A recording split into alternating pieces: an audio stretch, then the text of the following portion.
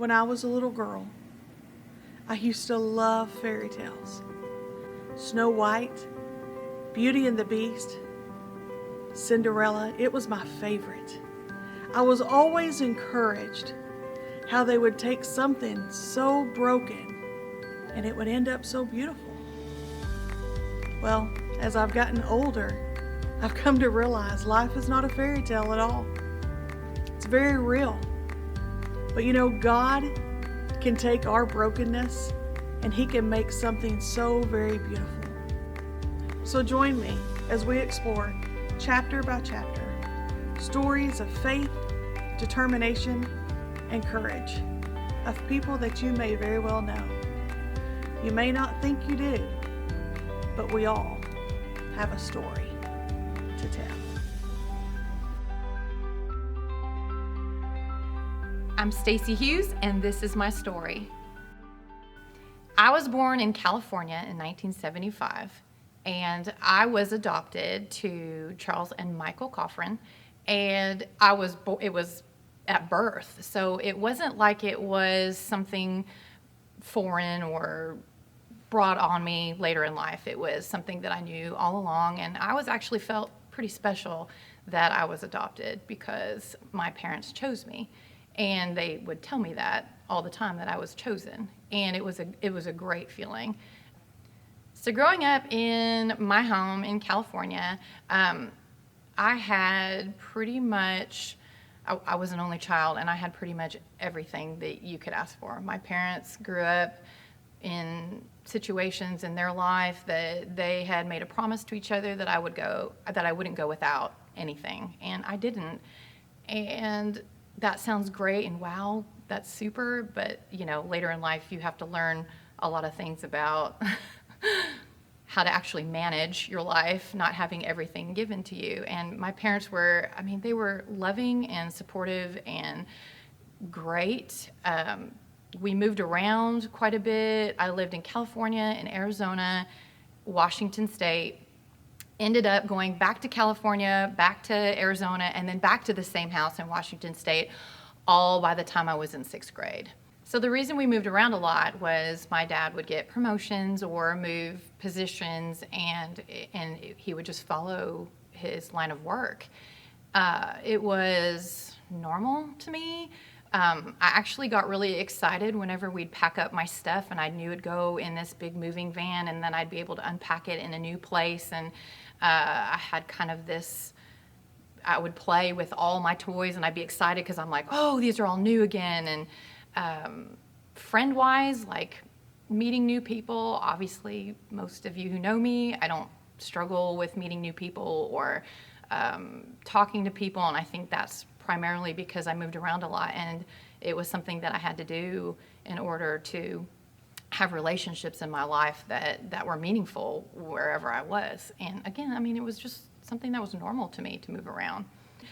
They did work a lot, so I was what you call a latchkey kid, where I primarily came home on my own and left on my own at a certain time in my life. And that eventually would lead me to getting in trouble. But we'll get into that. So we had the house that most of my friends wanted to come visit. And a lot of the times they weren't coming to visit me, they were coming to visit my parents because they were a lot of fun to hang out with. And I know it sounds like my childhood was just amazing and I had everything. And yes and no. We were just like any other family. We had issues and we dealt with them. We're all human. We all came with different generational curses and baggage and all the things that, families have, dysfunction, and we dealt with it the best we could growing up. And I didn't deal with it very well.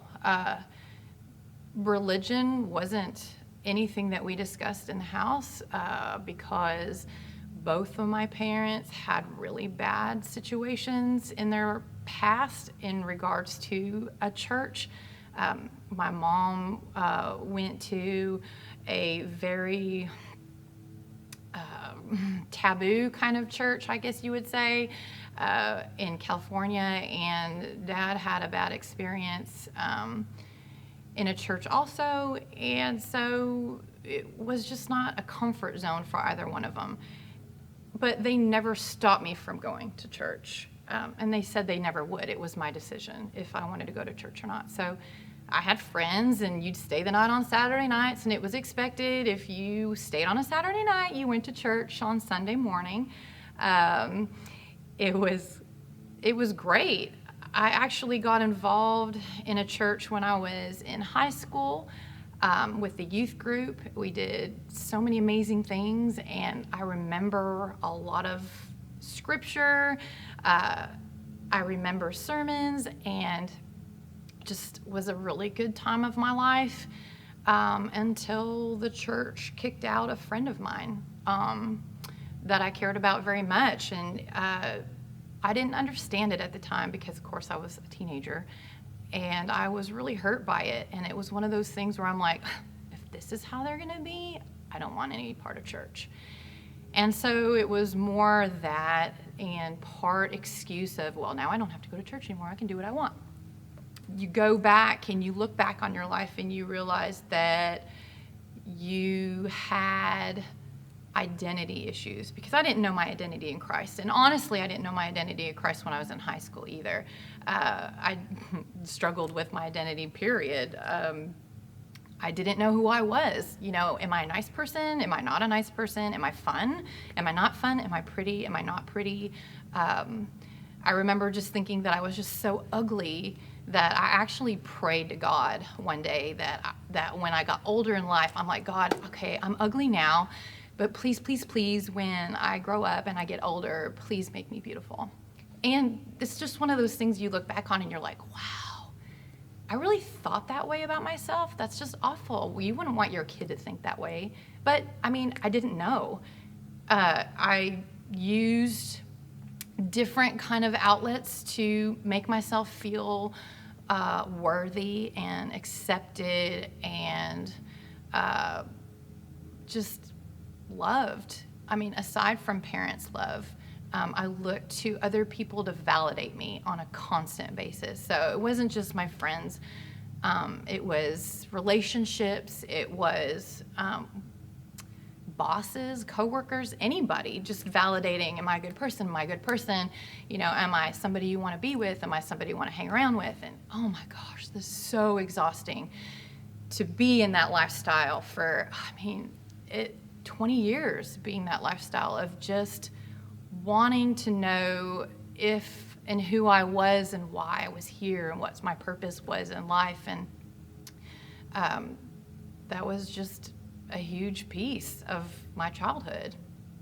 So the problem with being insecure is it creates a lot of little side problems, like control or perfectionism.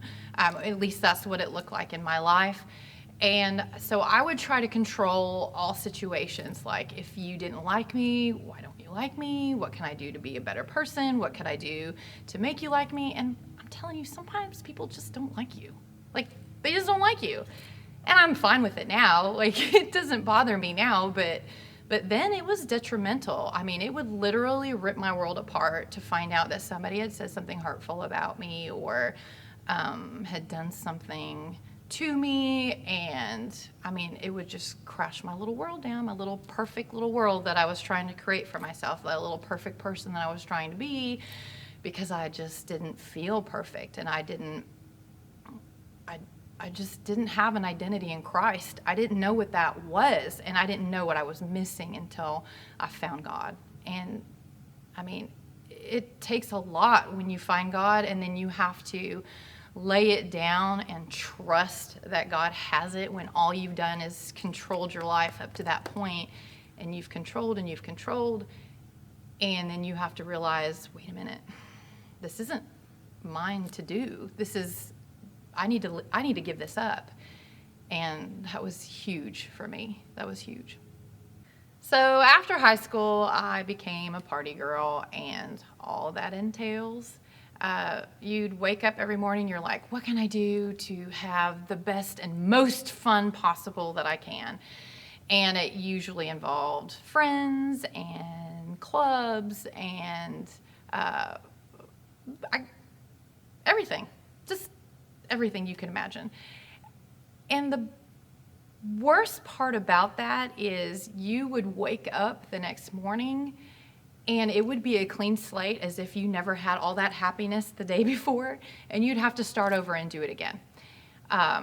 It wasn't so bad that I didn't hold down a full-time job. I did. I had a full-time job. I did really well in my job, again, because that's the perfectionist side of the control side of me. But the rest of my life was spent just completely being, I don't even know how to say it, like awful, just oblivious to what I was doing to myself, because I didn't want to deal with the fact that I was so insecure and so broken on the inside. So all that fun and all that excitement, and I excelled at it. People loved to be around me back then.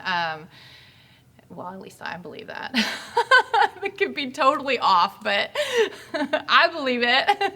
And so it was just a time in my life that I look back on and I'm like, wow, it was something. I did have a lot of fun. I'm not going to lie. I did have a lot of fun, but I dealt with nothing as far as making myself a better person. And I did not know what joy was, because there's a huge difference between joy and happiness. Like, happiness is what happens to you, and joy is something that God gives you.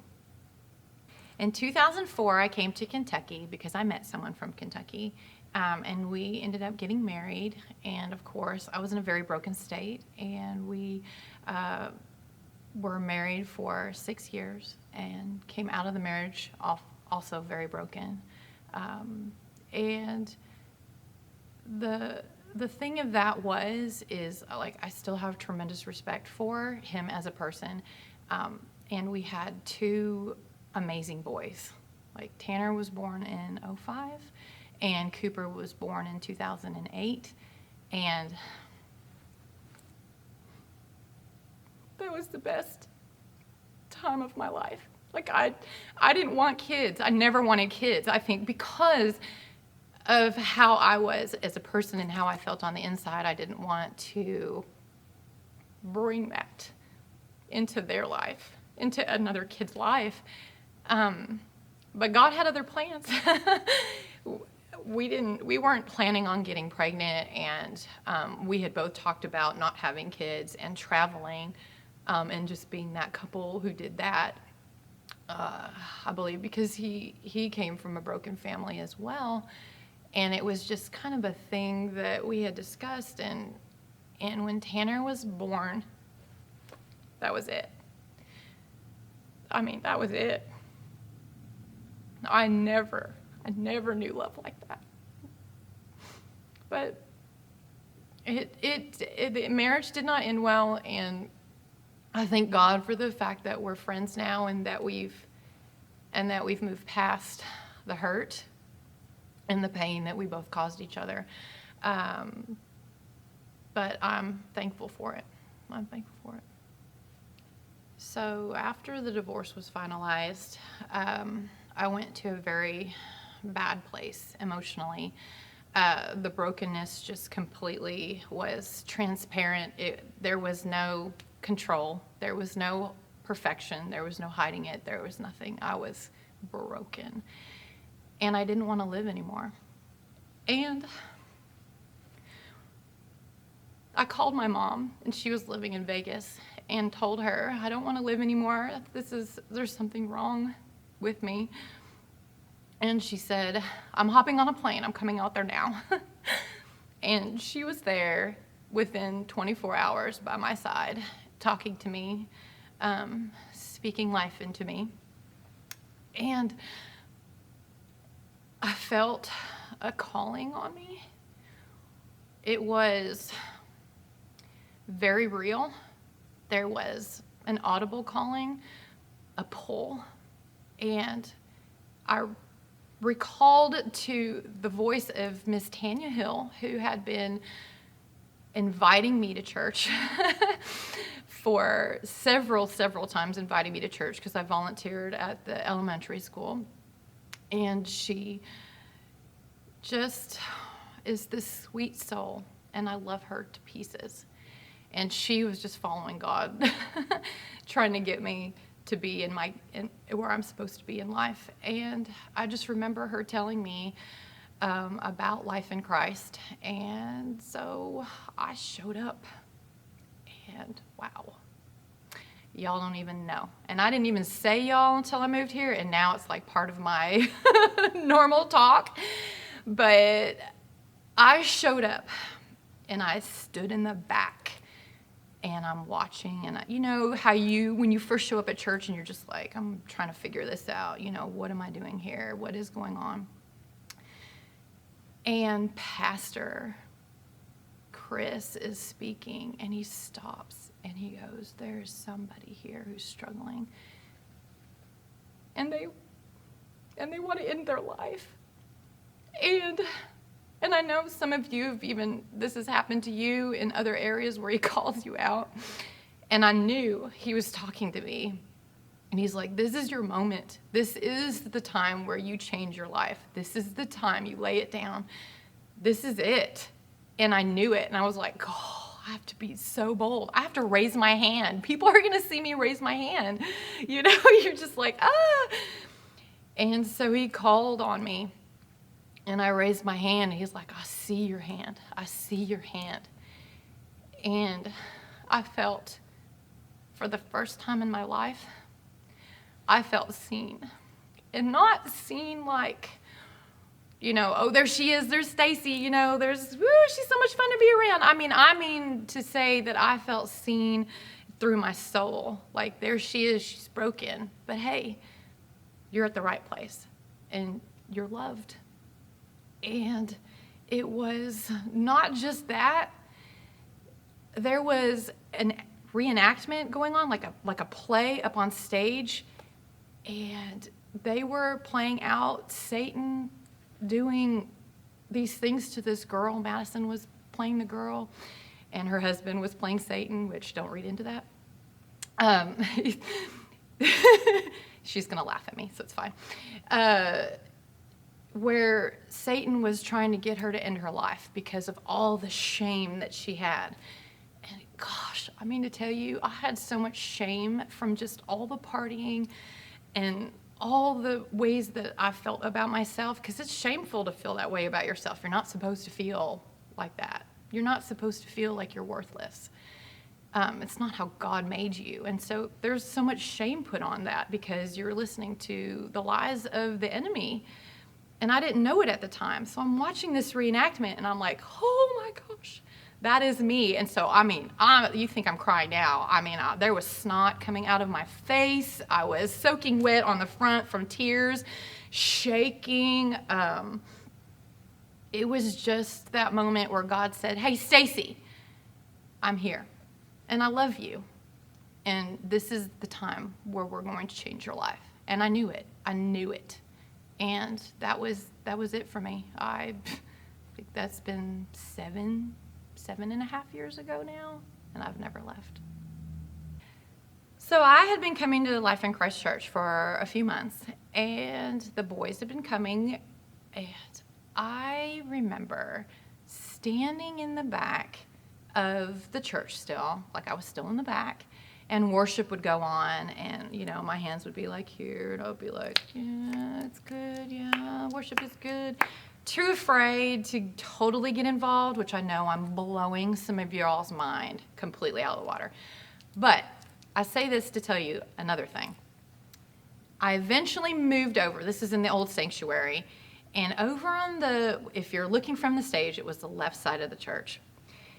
And they were more of the worshipers. Like, there was a group in there, and they were always like, woo, yeah, worship, And I'm like, I'm going to go over there, and I'm going to start getting into that group over there.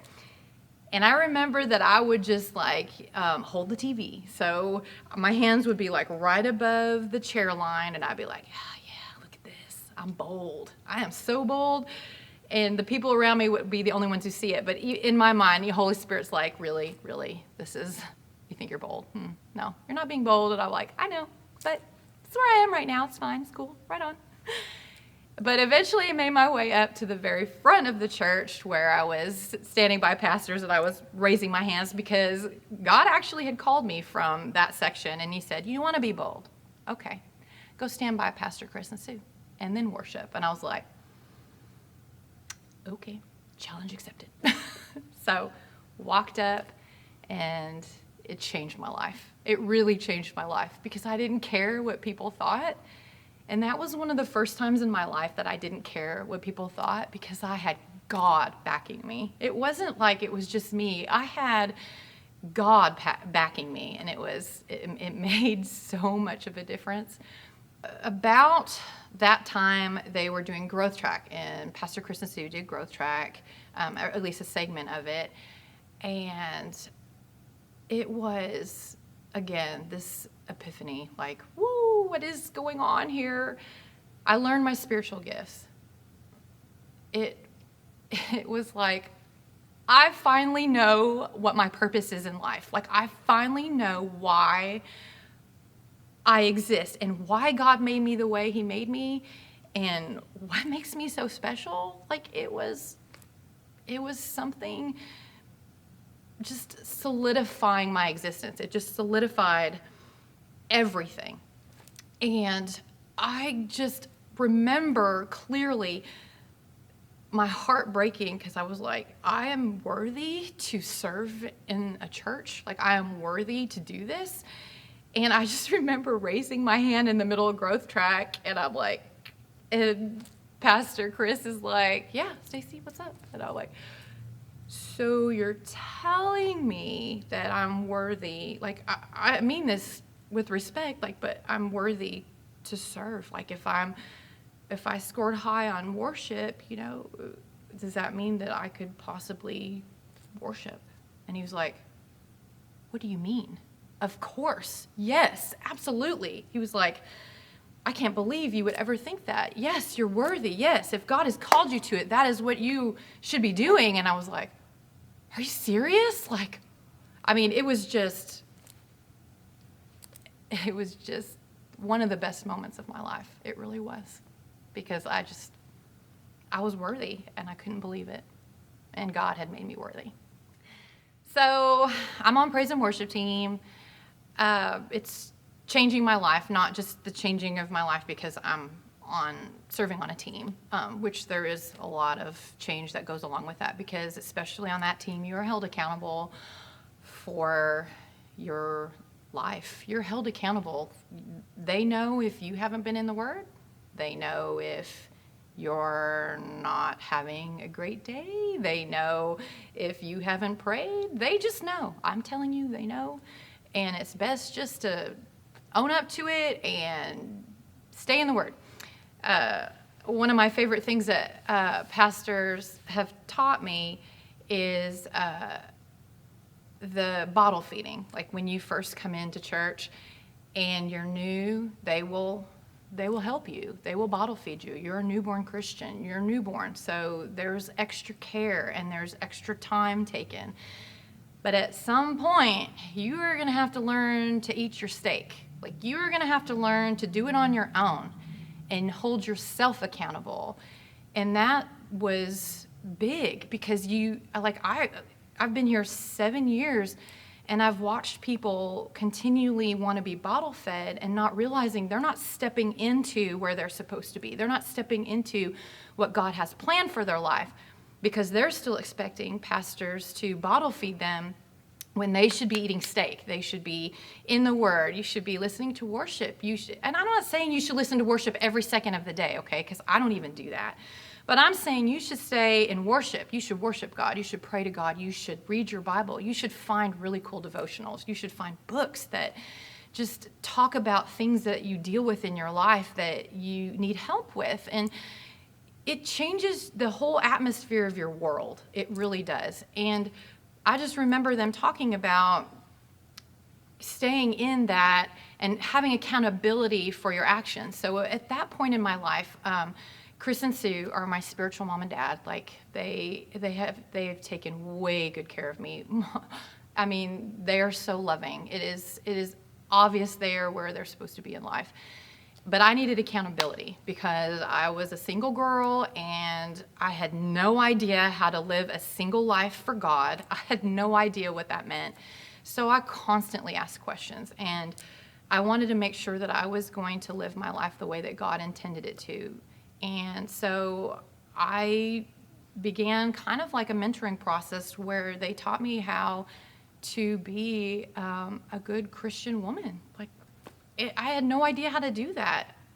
And I would ask him questions like, is this thought, what does this mean? And if I feel like this, what does that mean? And then eventually, you guys, I was eating steak. And I was able to make decisions that I felt were good Christian decisions, good godly woman decisions. I still am learning. Like, I think that I'm not still learning. I'm learning every day. I'm trying to be a better person every day from the inside out for how God has a plan for me, and that I follow his plan for me. And I screw up sometimes, and I say stupid stuff sometimes, and I'm mean to myself sometimes, but I have God. And I know who I need to rely on, and I know who I need to have my strength from, and it has to be from him. It's not me anymore, and it's so freeing, by the way, to not be the one that has to do all the things, for myself. It's that accountability that I was learning that I've held myself in regards to, so that I know that my line is straight. So it's God and it's me. Well, now it's God and my husband and me. And let me tell you about that. So I'm living for God, and I'm serving, and I'm just having a good time, like joyous time. And I'm at the gym, and Johnny Newcomb comes up and he says, "Hey, how's it going?" I'm like, "Good." And he chat every once in a while at the gym because, he works close by there. And he says, "Hey, I've been thinking about you. You've been on my mind lately." He's like,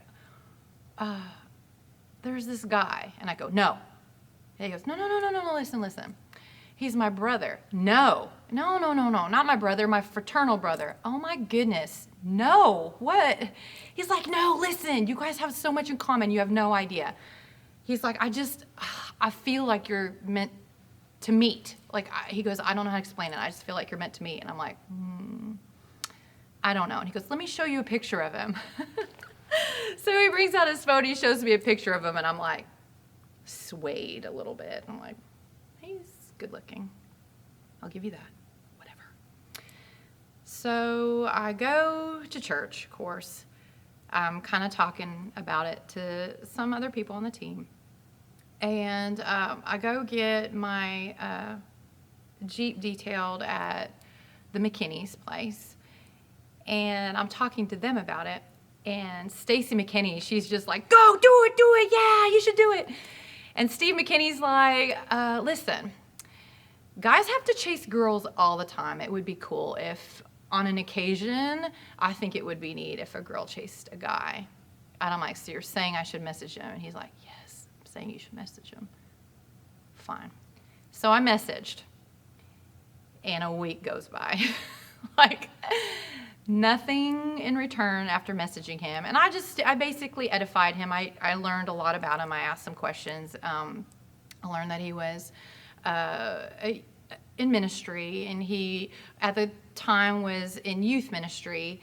And I just felt led to edify him. I just felt led, like, "Hey, I heard about you from Johnny, so you don't think I'm like a crazy person just off the street, just wanting to tell you that I think it's really cool that you're living in your giftings." And I really meant it. I really meant everything that I said, not knowing if it would be responded to or not, kind of thinking it might be responded to, but a week goes by. And so I'm speaking to Steve and Stacy again, because they're like, "So how'd it go? Has he messaged you back?" I'm like, "Nothing." An entire week has gone by and nothing. And they're like, everybody's like, "Oh," blown off. But then he messages me back, and he's like, "I'm so sorry. I don't look on social media very much." And if you know him at all, he doesn't look on social media very much. He kind of stays off of it, which is a great thing to do. I think that's pretty cool. And anyway, so we start chatting back and forth, and it starts to get like we're very honest with each other about where we are in life and what's going on. And he's just like, well, I'd like to take you to dinner sometime and meet you. And I'm like, okay. I'm looking at my schedule, and I'm like, this is sad. Like 2 weeks. I have something in 2 weeks. And he's looking at his schedule. He goes, 2 weeks for me too. And I'm like, well, in all fairness, I'm taking my boys on a vacation for a week. And he goes, I'm taking my girls on a vacation for the week. He had 2 girls. I had 2 boys. And they're all 1 age apart. So they stair-step each other, which is cool. And so we make this date for 2 weeks from that moment.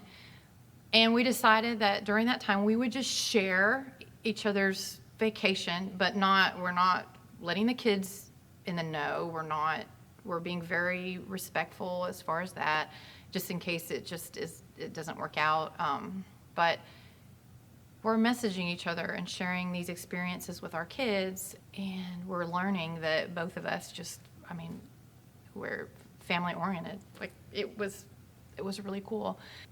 We went on our date, and I took my mom to Florida with us, and my mom helped me pick out my first date outfit. So it was a very special outfit, and I felt very proud of it. It was just this cute little white dress and these sandals and stuff. And so we meet, he pulls up behind me, and he's like, hey, I'm behind you. And I'm like, okay. So he walks up to the car to help me out of my Jeep, and I fall out of the Jeep, like literally just face plant on the ground. Like I had this grand entrance, like I was just going to be like, hello, nice to meet you. Whap on the floor. And he's laughing, and I'm laughing. It was hilarious. And he will tell you that at that moment, he was like, oh no, this girl is genuine and cool, because she wasn't like mortified. She was just like, oh my gosh, I totally fell on my face. Sorry about that. So we ended up walking and talking, and then we both realized like we are interested in each other, and we need accountability so that nothing sexual happens between the relationship before it should be, which is marriage. And so I have my accountability people who I love and hate at the same time. I say hate lightly, but it was one of those things where I'm like, fine, you have to leave.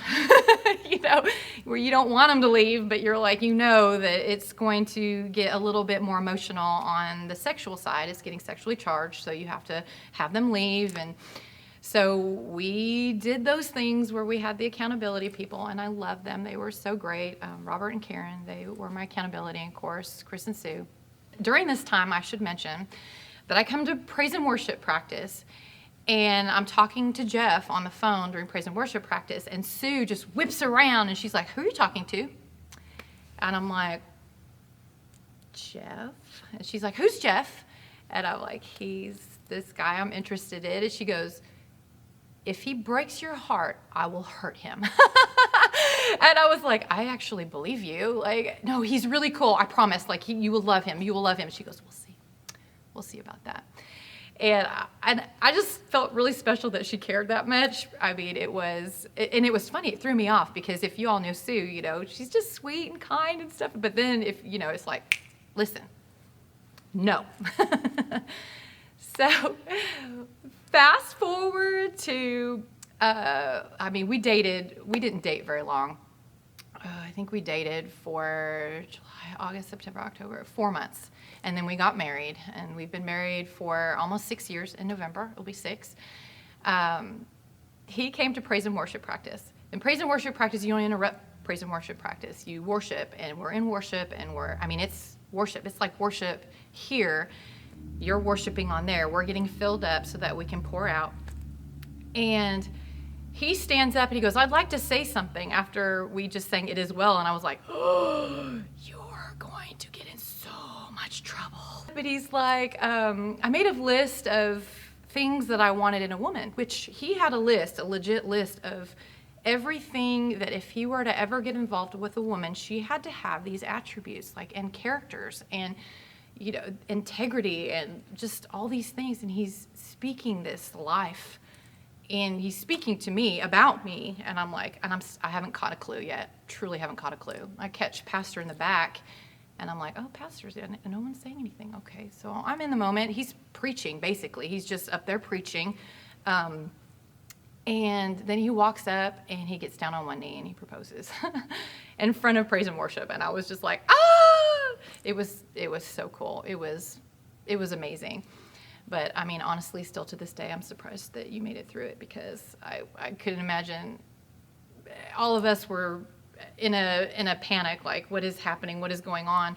But he had talked to Chris and Sue beforehand, and Pastor was videoing it, and so he had already talked to them about what he was planning on doing. So they all knew, and I had no idea. But it was amazing. Out of that marriage, I got 2 beautiful daughters that I love very much. And you would think that you not giving birth to children, which I'm adopted, so I mean, I get it, but later in life that you wouldn't love other person's kids and stuff, but it's not true. I mean, you love them. And all of our kids are special, I have to say, but of course, I'm biased. None of them are perfect, but we have a great house full of love, and I'm very thankful, because it wouldn't be that way had I not followed God, and it wouldn't be that way had I not let go and let God and given it all to God over so that I could learn and be teachable. Gosh, that is a huge piece of it. You have to be teachable. You have to have humility. You have to be willing to go, oh no, I screwed up, or oh no, what I'm thinking is wrong. And that is so true in a marriage too. You just need to be real, and there needs to be no secrets, and it needs to always be a safe place where you can talk to each other about anything, even the ugly stuff, even the scary stuff, even the shaming, awful things. And I am so thankful I have a husband who is just so filled with love, unconditional love, grace. I mean, y'all, who you see is who he is, genuine. He's the most integrous, great man I've ever met. He's so great. And I am just blessed because I know that God gave him to me, and he is a gift, truly. So for the single ladies out there, follow God, follow his plan for your life. Stay on his path. And I mean that in everything. I mean it for every reason, if you're catching my drift. Stay on God's path, and you will be blessed, and the blessing will be great. Something that I learned from Pastors Chris and Sue is about having a spirit of excellence. So knowing that in my life, when I was very insecure and I strived for perfection in all things, knowing that there was a piece of me, that perfection thing, that is a spirit of excellence. So it's not about the perfection, because you have to have grace, you have to have humility in order to strive, get that spirit of excellence. You have to have those things in place, because you can't just try to be perfect and it all fall into place. You've got to realize that there's going to be a process to getting into that spirit of excellence. But the spirit of excellence isn't like you've achieved level 500. The spirit of excellence is you're working on it, like your heart is in the right place, that you are trying to be that spirit of excellence. You're putting in the effort, and that's really what the spirit of excellence is. And it could be in anything. It's definitely for worship. We need to have a spirit of excellence when sometimes the ears don't work and we can't hear anything, and we've just got to go off of what we trained. We go home and we train. We go home and we sing these songs, and we do the things outside of church. We just don't do them on Monday nights. We do them constantly all week long. And it's not a bad thing, because you get to worship, and that's where you can put your worship in, by the way. It's something that has been ingrained, because it's how leadership here runs. Like, everybody is striving for that spirit of excellence, because it's a heart issue. It's a heart thing. It's not a mind thing. It's not a like, look what I can do. It's a heart thing. It's a beautiful thing when you can do that and just live in a spirit of excellence. And it's something that transcends all over, like your marriage, your children, your work, everything. living in that, in God's grace, and it's beautiful. And then another thing that I always remember, and I'll always remember for Chris and Sue telling, is when you think you're all that in a bag of chips, that the devil's going to come by, pop your bag of chips, and eat them in front of you. So I always think about that when I put myself in perfection mode and I'm not having a spirit of excellence. It's not a heart issue, it's a head issue. And I'm like, ooh, devil's going to come by and eat my chips. I better check myself before I wreck myself. So that teaching has been ingrained in me, and then it makes me hungry for chips too. So that's kind of awkward, but oh well. If you're struggling in any of the areas that I talked about today, I encourage you, if you're not already in church, to go ahead and find a church that speaks truth. And you'll know that by the Bible. The Bible is the truth. And I would also encourage you, if you're already in church and you're struggling with these things, that you need to speak with somebody. Don't wait. Speak now. It's the last day, really, literally the last day that you have to feel like this if you invite God into your life. And there's so much freedom in that. It's unfathomable. I think about it now, looking back, and I never, ever want to go back to that. I never want to go back to that. And there are so many ways that you can find help through the church, through your pastors, through the classes that are given, through the small groups, through friendships, through just the church as a whole, because we are all together. We are all family, and we all care about each other. And I care about everybody here. I'm Stacy Hughes, and that was my story.